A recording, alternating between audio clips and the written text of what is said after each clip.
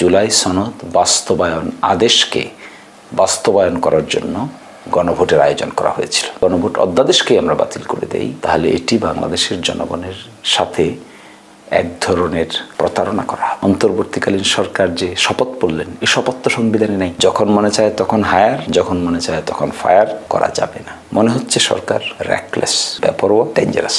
তারা এখানে ডিসঅনেস্টির আশ্রয় নিচ্ছে, কিছুটা রাজনৈতিক, কিছুটা আইনগত।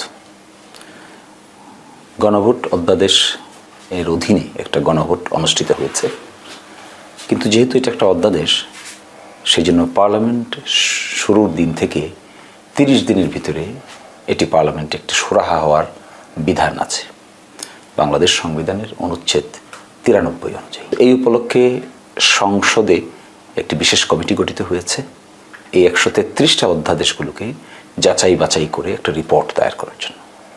তার মধ্যে গণভোট অধ্যাদেশ একটি। সেখানে সরকার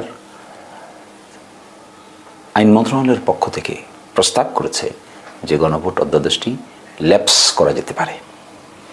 এখন প্রশ্ন, গণভোট তো হয়ে গেছে, এই আইনের তো আর কার্যকারিতা নাই। এই কথা সঠিক। কত তারিখে গণভোট হবে, কি কালারের ব্যালট হবে, কিভাবে গণনা হবে, কিভাবে ব্যালট বাক্স হবে, এই গণভোট তো আবার হবে না। সুতরাং এই আইনের কার্যকারিতা থাকছে না। কিন্তু একটা ইম্পর্টেন্ট প্রশ্ন, গণভোটের রেজাল্টের কী হবে? গণভোট তো ইতিমধ্যে হয়ে গিয়ে প্রায় 69% মানুষ গণভোটে হা রায় দিয়েছে। একটি প্রশ্নের অধীনে 4টি ডিফারেন্ট কোয়েশ্চেন।